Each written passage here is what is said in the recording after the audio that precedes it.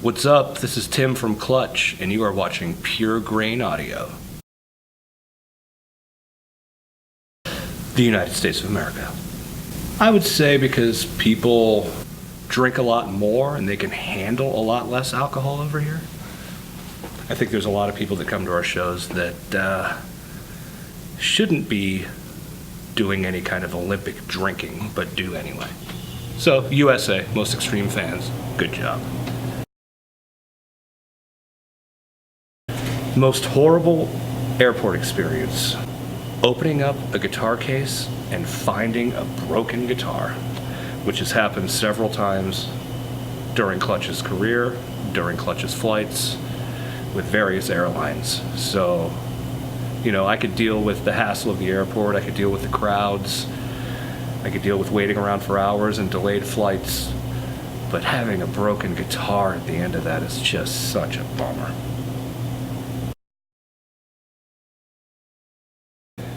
Well, I would say for us, it was pretty, extreme for us to play north of the Arctic Circle in Norway. I don't know really how extreme it is because Norway is probably one of the nicest countries in the world and everything is safe and beautiful. But that was probably it. Just the fact that we were up above the Arctic Circle, I think, kind of had us in a different mindset during those shows. No, actually, Clutch really isn't that much for pre-show rituals these days. Back in the old days, there were times where I would just get as drunk as humanly possible, but I don't do that anymore because we have too many songs and I can't remember how to play them. It was a lot easier when we only had like 2 albums, but now that we have 11 albums, the whole drinking before the shows thing is out the window. I am actually not a very extreme food kind of guy. For me personally, when I see extreme food, I get very confused and disappointed. I'll go back to Norway, north of the Arctic Circle.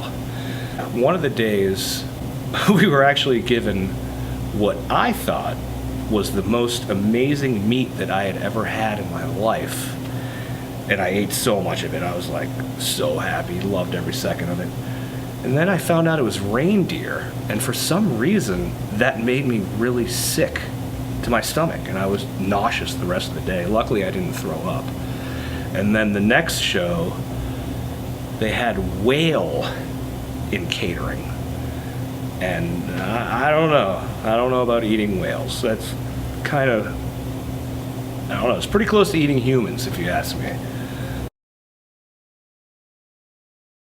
As far as record labels go, I mean, the only extreme problems we've ever had with record labels were, well, it was really only one label.